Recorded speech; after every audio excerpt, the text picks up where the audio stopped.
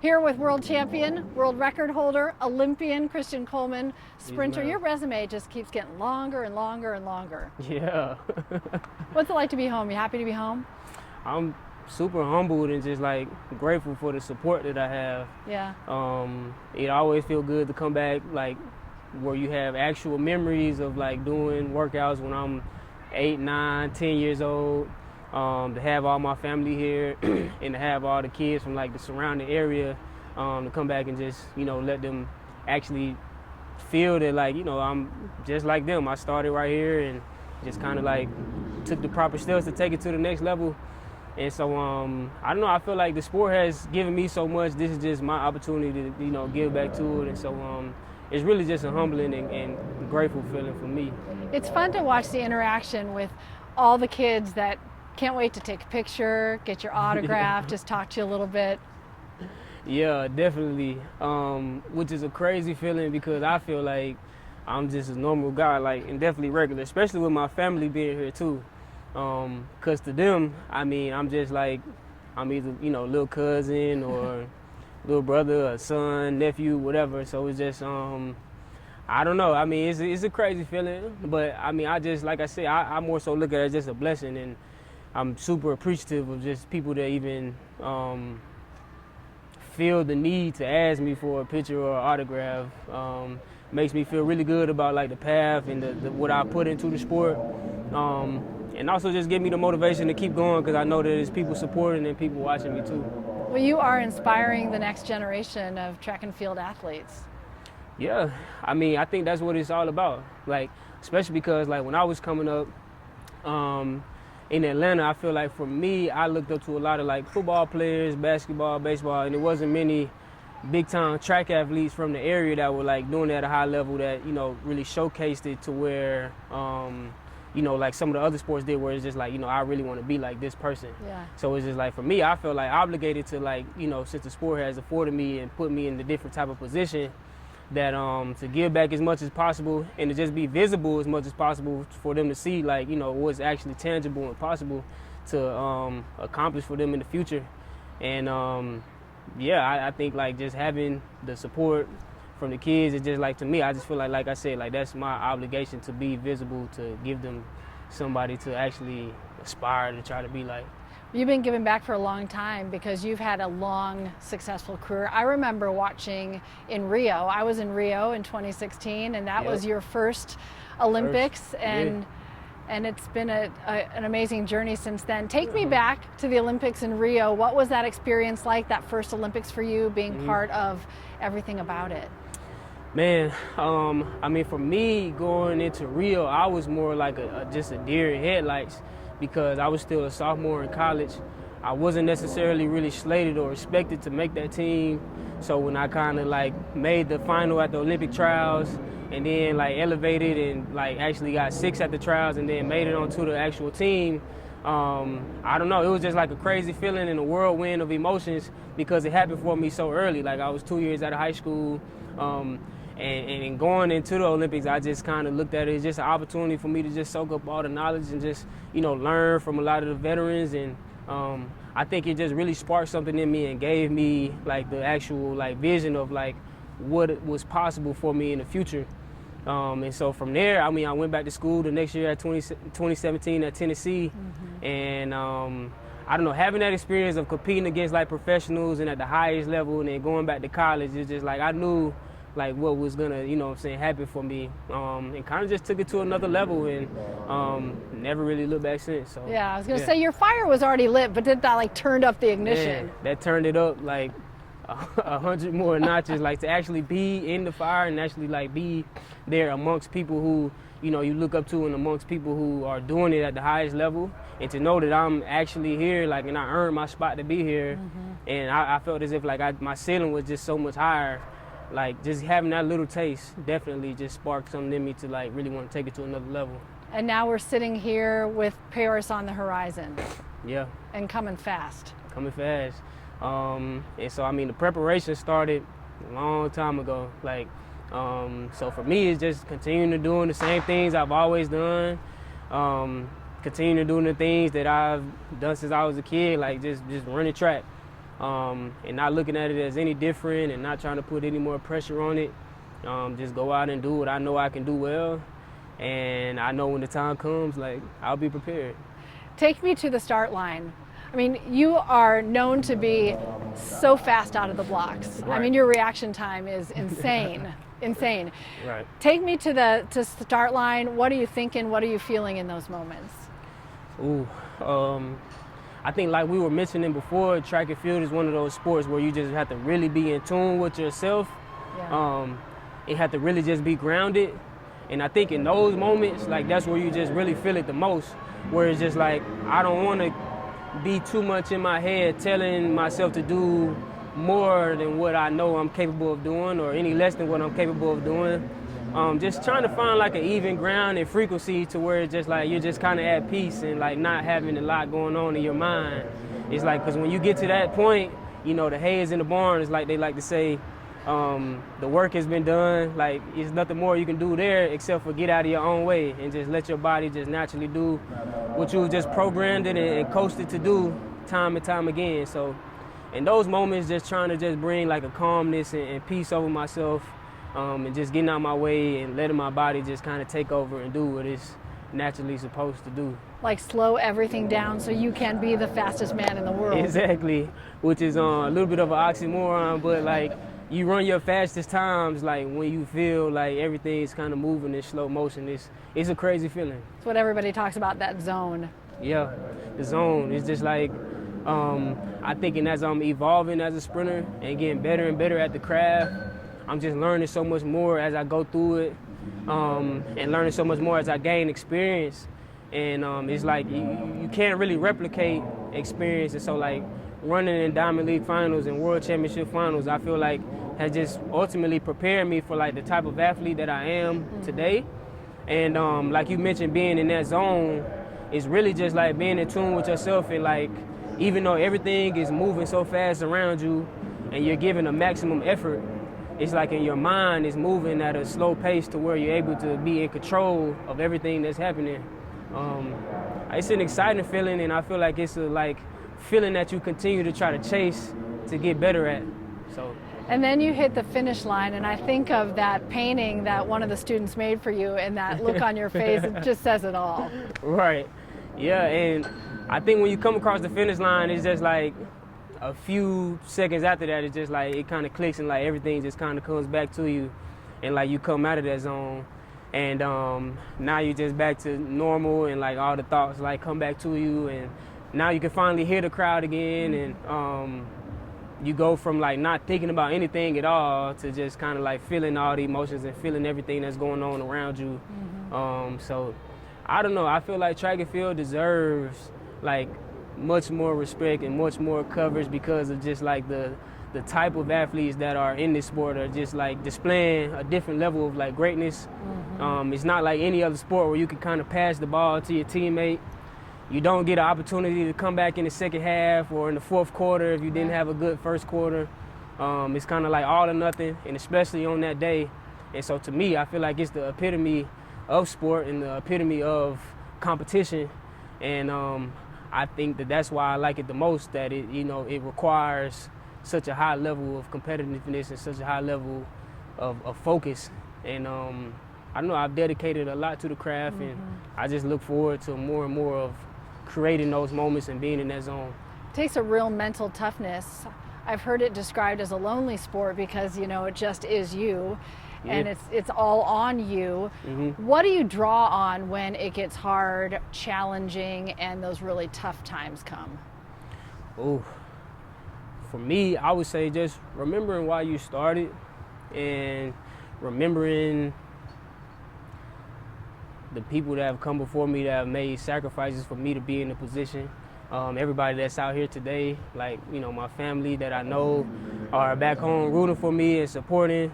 And also, I feel like I have a really strong belief and have a strong foundation with my faith. And I feel like God just blessed me with an incredible talent. And I feel like it would just be a disservice to myself and to him if I didn't just push through those hard days to get the best out of myself and get the best out of my talent that he has blessed me with. So remembering those things in those moments, to me is what I feel as if like continues to propel me forward and to continue to just like get me to the moments where you are feeling your best. And I feel like in those moments where you're just feeling a little down or you might just be not feeling that your optimal self, I feel like that's where you just got to really hone in and double down on like your morals, your values, and like who you really are. That's where I feel like you really found out who you're made of, to continue to prepare yourself forward to when you do feel like your optimal self. It's like running for something bigger than yourself. Man, 100%. I think that like, and that goes to not even just in sport, but just in life. Yeah. It's just like if you're able to just like find something in a motivation that's a lot bigger than yourself, a reasoning why you're doing something that's a lot bigger than just you. Because a lot of times, even when you're looking yourself in the mirror, like you can kind of find excuses to tell yourself, to give yourself a reprieve or a break. But it's hard to lie to the people or lie to the people who are around you that are supporting you, who you're doing it for, when it's a lot bigger than yourself. And you know, you can just kind of fall back on your motivational factors. And so when you have something that you're doing it for that's a lot bigger than you, it's hard to give up on yourself or not give it your all every single time. Do you feel that about wearing the Team USA jersey too? I think so, because like we were mentioning before with Couture, like just to make that USA team, it's the hardest team in the world to make. And so it's just like when you actually make the team, you're expected to go there and like get a medal. And like the hardest part is just actually getting there. And so when you do make it, like you just have an extreme amount of pride and extreme amount of like confidence too, going into it knowing that you got on the red, white, and blue and you got USA across your chest. There's no better feeling. Yeah, no doubt about it. That's so cool. You were talking about having your family here. And when you talk about having your family here, you talk about having your entire family here. Your grandma, I got to meet your grandmother, your grandfather, a couple of your aunts, your mom and dad are here, cousins. How big is that? Because, you know, to make it to the level you are, to be a world champ, to be an Olympian, to be a record holder, it takes a lot of people behind you. Talk about how important your family's been in the process. Man, I mean, I think it's cliche, but, you know, like they say it takes a village to raise a child. And I feel like just my village, my support system has loved me unconditionally and has been there for me every step of the way. You know, even just mentioning my grandparents, me and my cousins would come over to their house literally every single day after school. And so, like, that's where, you know, I learned some of the values that I have in terms of just, like, being consistent and just, like, the hard work. And just like the things that they would just like, you know, instill in us over the years is really just, you know, just greatness, you know, and just me being able to pull certain things from, you know, my parents, my cousins, my aunties, my uncles, and really just like implementing it into like who I am. I feel like I was like unintentionally just groomed into being like the type of person I am today, but also just the athlete that I am. And I take all those values and kind of just like implement it into like my work ethic that I have on a daily basis. And also just like who I try to stand on, who I am when it's time to actually go out there and compete. I feel like it's not just me when I go out there, it's a ton of people on that line with me. And I'm just, you know, the vessel that's actually getting out there and doing the work. But a lot of people got me there though. I love that, because one of my favorite moments, maybe it's just because I'm a mom, one of my favorite moments when I watched your world championship race this year is like you come across the line, it is amazing, and then we see the shot of your mom and dad in the stands, and that was just perfect. Yeah, 100%. And they've been there every step of the way. My dad likes to take kudos for being my first actual track coach. You know, he's coached me in all type of sports, football, baseball, track, soccer, you name it. And a lot of, like I said before, just my core values and my work ethic, and just my non-wavering like belief in myself has just come from my parents. And the level of like consistency and just like greatness and like whatever you decide to do in life, like making sure that you just continue to just be the best at it, like that's just my parents. And so, yeah, they've been there at the highest level, and I've been afforded with a ton of blessings now to be able to give back to them and to create those type of moments to where they can look out there and just, be proud of the type of person that I'm displaying to the world. Yeah. Yeah, I might have you repeat that because that plane was so loud, but it made me think, Is your dad a tougher coach in track or life? Oh, man. Or both? I mean, to be honest with you, I would say in track. Like, I would say just like in sports, I feel like my dad has just been a little bit tougher because I feel like even with me and my sisters too, it's just like he would always say like, we don't have to do these things, like, but if you're gonna do it, you're gonna put the actual work in that's required to be the best at it. And so more so in life, I feel like he was more chill and laid back and maybe just deferred to like my mom a little bit more, in terms of like decisions and stuff. But definitely like when it came to like the athletic side, I feel like he instilled those things in me and my sister to where it's just like, whatever like you decide that you're gonna put your mind to do it, that you're gonna actually do it. Like whether it's showing up early, staying late, the whole nine, whatever you gotta do to be able to be at your best, that's what's required of you. And so I kind of take all those things and implement it into like who I am now. And I just, continue to keep progressing. And like now I feel like I'm just like at the next stage, but it's the same type of value, same type of principles that I continue to stand on that's gonna get me to where I know I deserve to be. Your dad told me once about the story about watching you with a vacuum when you were real little. Tell us the vacuum story, like the moment your dad said, this kid is going to be really fast. I mean, of course, I don't remember it at all, but they love to tell this story, so I've heard it a few times. I guess I was maybe like 1 or 2 years old, like right when I first like started walking, or not too much longer after that. And for whatever reason, I was scared of the vacuum, and so whenever they would cut it on, like, I would just hop up and just like take off to the other room, or like hop up on the couch, or like go somewhere else. And he turned the vacuum on, I guess for the first time, and like I was not messing with it.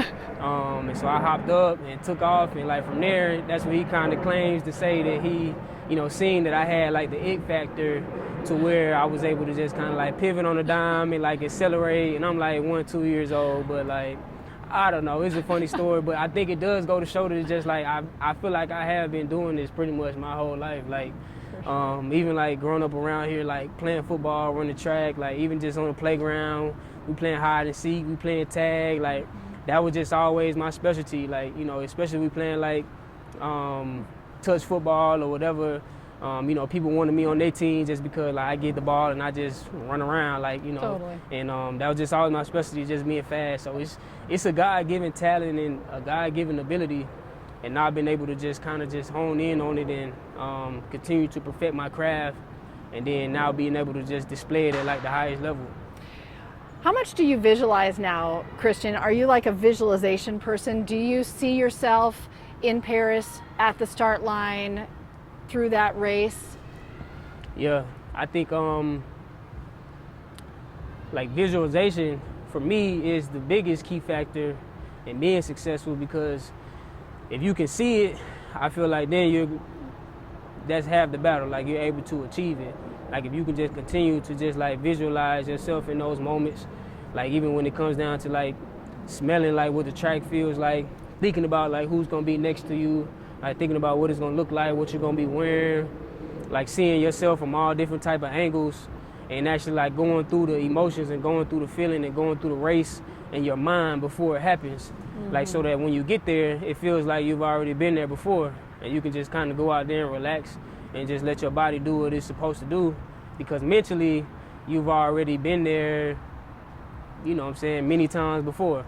And so that's definitely, the one of the biggest things for track athletes is visualization and just picturing yourself in certain moments and just like manifesting what you actually want to see happen when you actually get there. You're coming off a world championship win. Yes. Indoors. What is your goal for Paris? Oh man, it's a win. Like I feel like first the goal is to just make the team. Yeah. And I feel like that's just kind of like where all my energy is going into. Like going there to the Olympic trials, making sure I'm at my optimal self, making sure I'm relaxed and just prepared to go there and get top 3 to make the team. And I feel like once I make the team, like the dust just settles again, and like everybody's just back on the same playing field. Yeah. And like you gotta re-energize, you gotta refocus, and then like you shift again. And like from there, the goal is to go over there across the pond and come back with nothing less than a gold medal. So that's my goal. I know that's a lot of other people's goals too. But I think like just the days leading up and the weeks leading up and the months leading up, that's where you just really win the race and just preparing yourself to be at your best. And the goal is to win. That's what it is. What does it mean to hold that flag up when you do? I mean, you just get a different sense of just pride and just feeling accomplished. And then I also just feel like when you get to a certain level, like, you know, you have certain expectations from the outside, but for yourself. And so for me, whenever you're able to just hold up that flag, and especially when you win, it's like a sigh of relief. Like you just accomplished something that 99.9% of people in the world won't ever be able to feel or witness or experience. And so you kind of just feel like, you know, let me just take in all the emotions, let me take in all the feelings, just remember this moment, because I was able to create it with the time I had here on earth. Mm-hmm. And you don't take those opportunities for granted. But it also just makes you hungry for more to try to create those moments because they are so rare and they are so special. Yeah. And a message to your home city. I know you live right around the corner. Yeah. There are people cheering for you all over the world, uh-huh. You know, and Team USA fans for sure. But the city of Atlanta mm-hmm. is so behind you. People love you, and you represent Atlanta in such a great way. What is your message to your fans here in Atlanta and in Georgia, the city that raised you?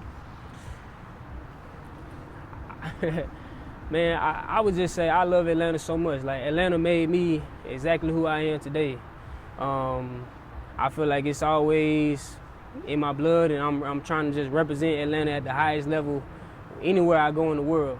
And I feel like it just means so much to me because I know where I came from, and I know the type of like atmosphere and the feeling that Atlanta like raised me with.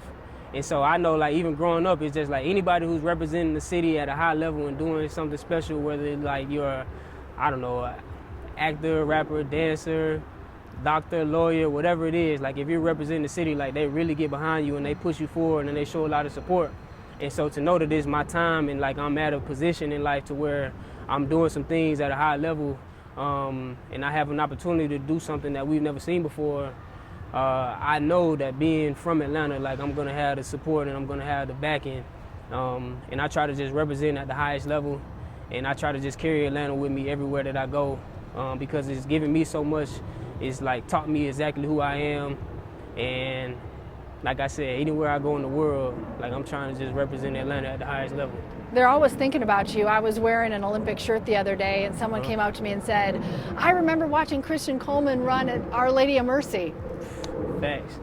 Man, and it started literally there. I mean, I still got scrapes and bruises from Sandtown Park, Ben Hill, Welcome All. You know, I started here at Westlake my freshman year, transferred to Our Lady of Mercy, graduated and went off to the University of Tennessee and just kind of like kept things going. And so I feel like for me, I feel like it don't get any more Atlanta than me and my family. And I feel like I just appreciate the love and the support and the camaraderie. Mm-hmm. And I feel like I appreciate them making me feel like it's just all big one family, and I just get the opportunity to just represent them and just be a vessel for them to see themselves doing something at a higher level. I feel like I'm not necessarily like obligated to, but it's just like, to me, I just feel like that's what the city like breeds. Like it just like brings you up in a way to where when you do get your opportunity, you just feel obligated to just kind of keep representing it and pushing the culture forward. That's awesome. Is there anything I haven't asked that you want people to know? I think we covered a lot. A lot, we did. I think we covered a lot. Did you do opening ceremony in Rio? I was there for the opening ceremony. I was there. What is opening ceremony like? For us at home, it's so magical. What's it like to be on your end of it? Yeah. I think for me, with the opening ceremony, it just kind of gives you that feeling of just accomplishment, that you made it. Because the only people that are a part of the opening ceremony are the athletes and are the people who put the time and the work in to actually like make the team. And it's a feeling where it's just like before everything kind of just gets going and gets started, like with your actual competition. It's kind of like just the calm before the storm. But it gives you an opportunity just to be around and see like all the different athletes from all different types of countries. And then to walk out and then to have on your Ralph Lauren attire. So you're feeling good, you're feeling fresh. It's a crazy feeling. I heard they were gonna do some different things this year in Paris with like us being on like a boat or something like that. So I'm super excited about that to see like what new type of experience that is. But you never obviously don't take those opportunities for granted. I mean, like to make the Olympic team, it only comes around every 4 years. So the opening ceremony is one of those moments where I feel like you just kind of feel like, okay, I'm at the Olympics now. Like this is special. Like this is a moment that I'm a part of that most people don't get to be a part of. They just get an opportunity to just watch it online or watch it on TV. But for me to just be here and standing here and actually have on the official team gear and to be around these world-class athletes, it's an amazing feeling. It's a humbling feeling. And I look forward to being a part of that moment in the future this summer. And in the village, you get to meet, you know, the superstars from all over the world in every sport. Who would you want to meet? I heard LeBron is thinking about being on the team this year too, or maybe he's already said that he's going to be on the team. So for me, he's just been doing it at such a high level for so long. That would be somebody, if I'm able to meet LeBron, like that'd be a crazy feeling for me. You know, they've been doing it for so long, and me just being a sports fan in general, and to be able to see people that I grew up watching, you know, being on the same team that I'm on, Team USA, you know, it's a crazy feeling. So that would be somebody I would say, if I can meet LeBron, like that'd be a great feeling for me. Well, we love to watch you race.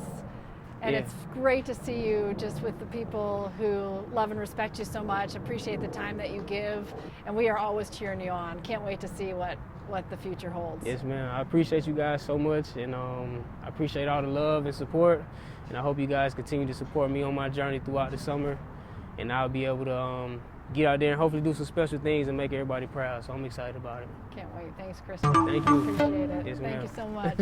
Awesome. Thanks a lot.